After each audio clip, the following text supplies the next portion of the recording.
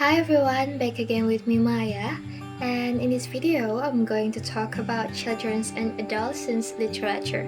So let's get started. What is the definition of children?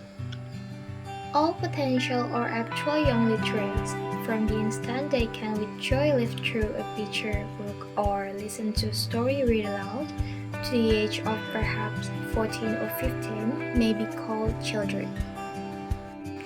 Okay, next, what is children's literature?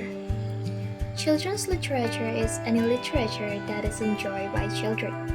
For more specifically, children's literature comprises those books written and published for young people who are not yet interested in adult literature or who may not possess the reading skills or developmental understandings necessary for its perusal. And then, here are some characteristics of children's literature. For the first one is simple and straightforward. The second one, characters that are children. It includes childhood events, actions, and happenings. The third, it expresses a child's point of view. The fourth, there is always hope, foreshadowing, and other elements to raise spirits periodically. And the last, tends towards fantasy and accepts fanciful ideas without major concern or reality. Wistful thinking is common. Okay, next, let's talk about the genres of children's literature. The first one is picture books. It is interdependence of art and text, story or concept presented through the combination of text and illustration. The classification based on format and all genres appear in picture books. And you can see here are some examples of picture books. And the second one is poetry. It's written at different reading levels that introduce readers to condensed language and imagery, as well as creative expression and imaginative perceptions. And here are the examples of poetry. Okay, the third one is fantasy. It contains an imaginative world and stories set in place that don't exist, about people and creatures that couldn't exist or events that couldn't happen. And you can see here are some examples of fantasy book. The fourth is traditional literature. This includes folk tales, fairy tales, myth, legends, fables, and any other types of stories passed down throughout the generations. And here are the examples of traditional literature like fairy tales book, legends book, fables, and any other types. The fifth is realistic fiction. It's a book set in modern times and based on modern situations. The stories often allow children to experience different cultures or lifestyles to their own. And here are the examples of realistic fiction books for children. The sixth is historical fiction. It is a book set in a past time period that convey information about that period or a specific historical event. This is a story through the viewpoint of a child.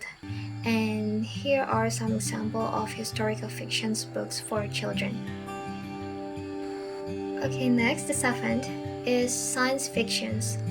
This is the genre involves the use of imaginations, words of magic, and myth or stories set on alien planets.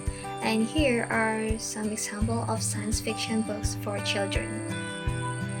Alright, the next one is non-fiction. It is informational books that explain facts about a subject or concept in the real world. And here are the examples of non-fiction books for children. And the last one is biography. It's a plot and theme based on a person's life, or an account of a person's life or part of a life history like letters, memoirs, diaries, journals, and autobiographies. So I think that's all about the genres of children's literature, and next we are going to talk about the value of children's literature in language teaching. Okay, so children's literature is important because it provides students with opportunities to respond to literature, and then it gives students appreciation about their own cultural heritage as well as those of others, and it helps students develop emotional intelligence and creativity, and then it nurtures growth and development of the student's personality and social skills. And the last one, it transmits important literature and themes for one generation to the next. While giving children access to all varieties of literature is extremely important for their success. Educators, parents, and community members should help students develop love and patience for reading. Not only is reading literature important in developing cognitive skills to be able to success in a school or work settings, but it is valuable for other reasons as well. Okay, that's all about the children's literature. Now let's move to the adolescents' literature. Have you ever heard about adolescence? What is adolescence? Well, the transition period between childhood and adulthood is referred to as adolescence. And then, what is adolescence literature? So, it's generally described as books written for an audience of 12 until 20 years old. Right, next, let's talk about the characteristics of adolescence literature. The first one, the authors write from the viewpoint of young people or adult people.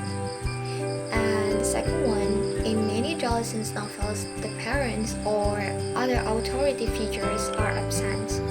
The characters are forced to confront their problems on their own. And the third, it is always having to be didactic and teach a lesson or have redeeming social qualities that have a positive theme.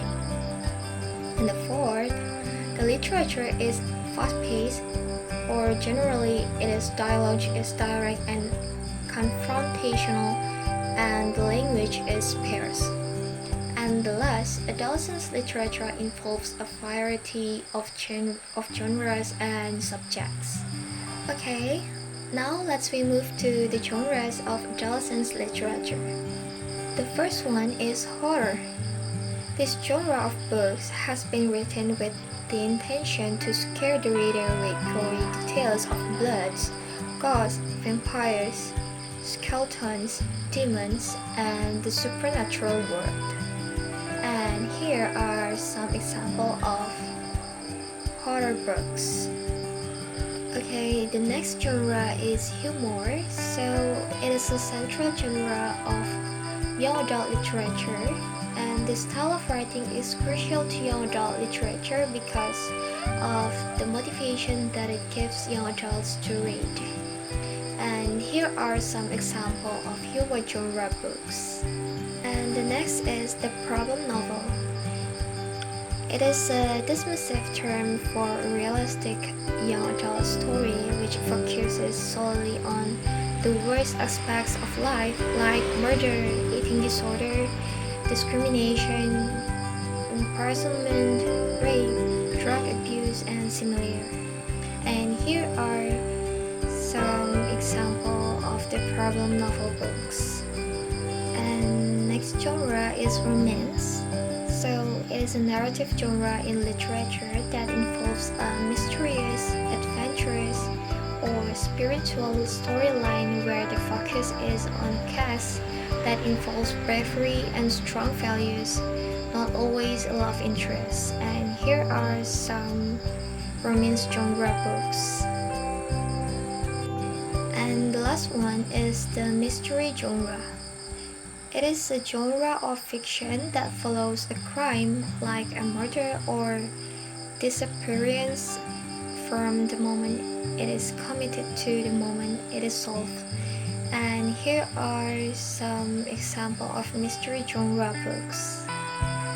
Alright, that's all that I can share to you on this video about children's and adolescents literature. So thanks for watching and see you in the next video. Bye!